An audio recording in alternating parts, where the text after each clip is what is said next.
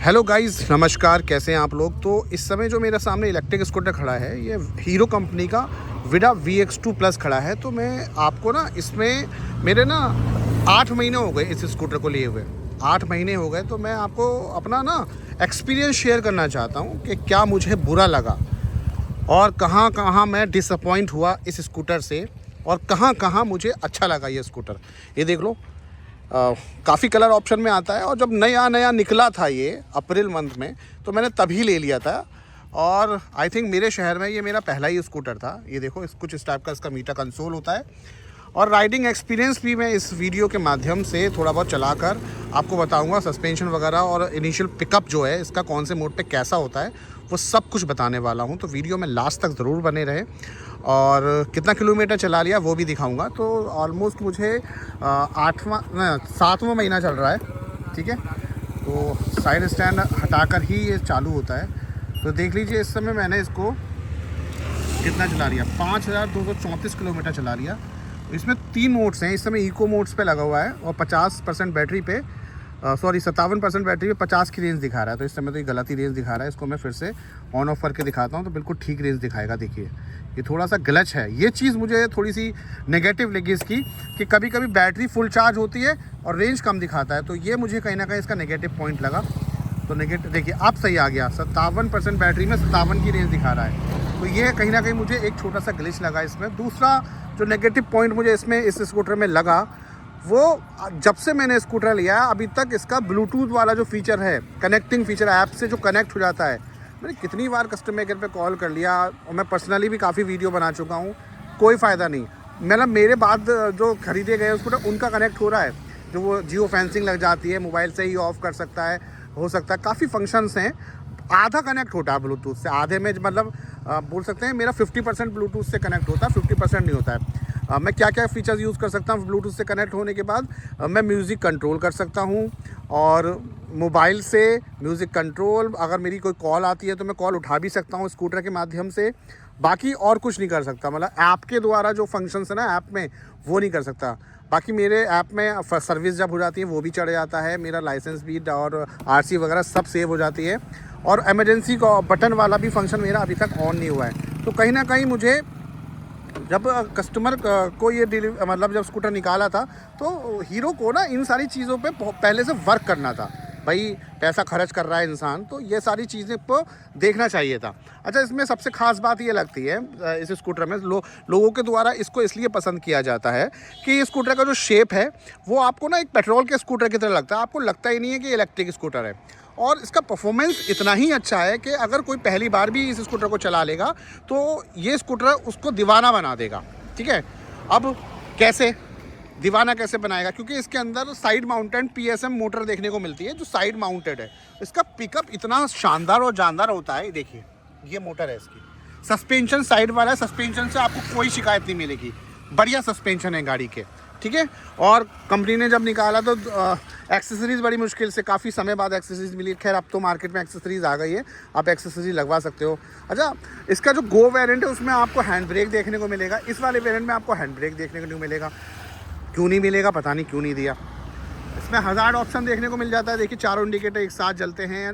Light का throw रात में बहुत अच्छा है फ्रेंड्स, कोई दो राय नहीं है। रात में प्रोजेक्टर हेडलैम्प इतनी बढ़िया थ्रो देता है ये कि सच में आपको लगेगा ही नहीं कि आप एक स्कूटर चला रहे हो। कार जैसा थ्रो मिलता है, बिल्कुल विजिबिलिटी बढ़िया है रात में इसकी।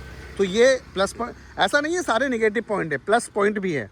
और बरसात की बात करूं तो बरसात में उसका जो बैटरी वाला कंपार्टमेंट है, जैसे मैं बताऊं, हाँ, बहुत जब बरसात हुई थी जब स्कूटर पे, देखिए ये इसका चार्जर है, इसी के अंदर आ जाता है। 27.2 लीटर का बूट स्पेस है। चार्जर आप यहाँ फंसा लो और वायर आपकी यहाँ चली जाती है। तो चार्जर रखने के बाद भी अच्छा खासा स्पेस बन जाता है, हेलमेट वगैरह आ जाता है इसमें। जैसे मैं क्या बात कहना चाह रहा हूँ, देखिए ये है, बैटरीज़ हैं इसकी 2।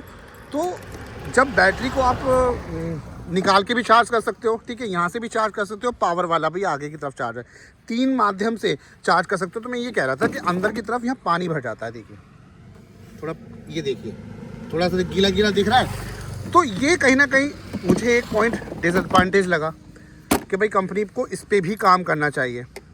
करेगी काम करेगी भाई कंपनी काम करने के लिए, जब तक हम लोग नेगेटिव पॉइंट नहीं देंगे तो कैसे चलेगा। तो कहीं ना कहीं यहाँ से भी जब बरसात में मैंने चलाया तो थोड़ा बहुत गीला हो जाता था, तो इस चीज़ के लिए काम कर लें। बाकी बरसात में बंद नहीं हुआ था, बढ़िया चल रहा था, ठीक है।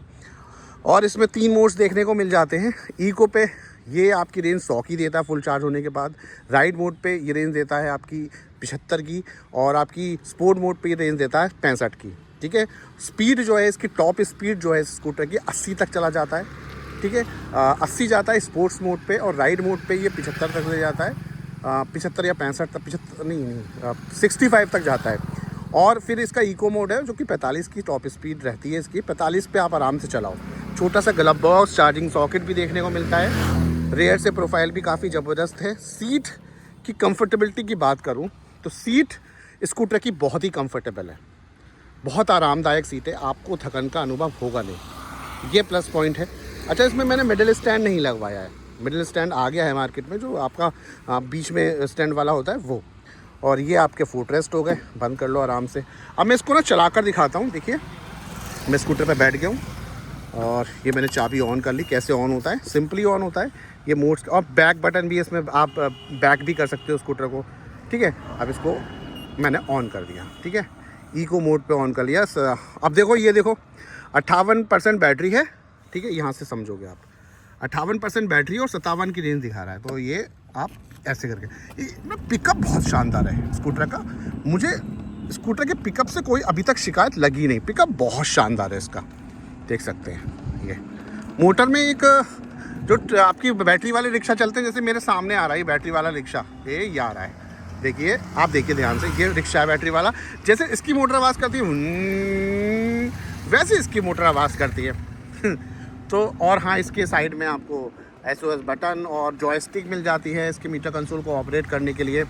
और जब मैंने लिया था तो ये 1,08,000 रुपये का था ऑन रोड विदाउट एक्सेसरीज, ठीक है। लेकिन अब ये प्लस वाला वेरिएंट जो है महंगा हो गया है। इसमें 2 बैटरी मिलती हैं 3.4 किलोवाट-आवर की। अब यही स्कूटर पता है आपको, कंप्लीट ऑन रोड वगैरह सब लगा के विद एक्सेसरी ये 1,25,000 या 30,000 रुपये का हो गया है, महंगा हो गया है।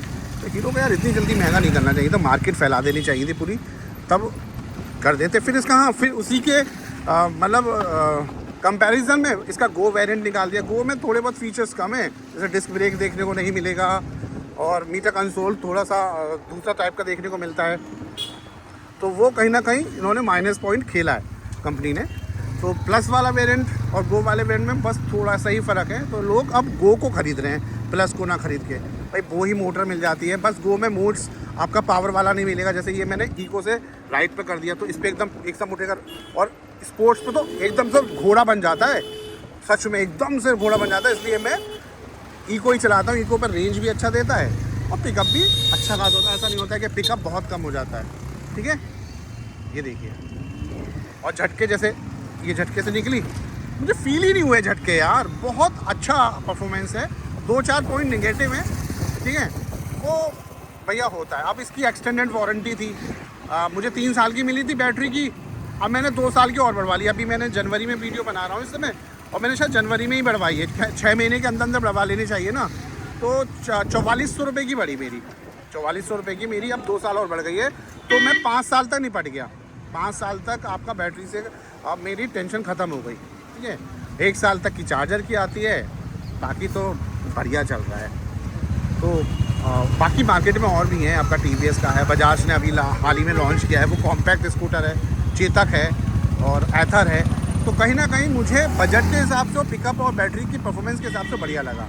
अब मेरी कंपनी से गुजारिश है, अगर आप भविष्य में कोई स्कूटर निकालें तो वो निकालें आप, थोड़ी सी बैटरी पावर इसकी बढ़ा दें, कम से कम 120 से 130 आपकी रियल टाइम रेंज हो। वैसे तो कंपनी IDC रेंज तो 143 143 की बोलती है, लेकिन रियल रेंज कम है इसकी, ठीक है, 100 तक की फुल चार्ज होने पे। चाहे इको ले लो डबल बैटरी में, चाहे वो प्लस ले लो, चाहे गो ले लो। बस ये छोटी सी जानकारी थी इसके रिव्यू के बारे में। अच्छी लगी हो वीडियो लाइक ज़रूर कर देना, और चैनल पे नए, चैनल को सब्सक्राइब कर दें। Bye bye, take care.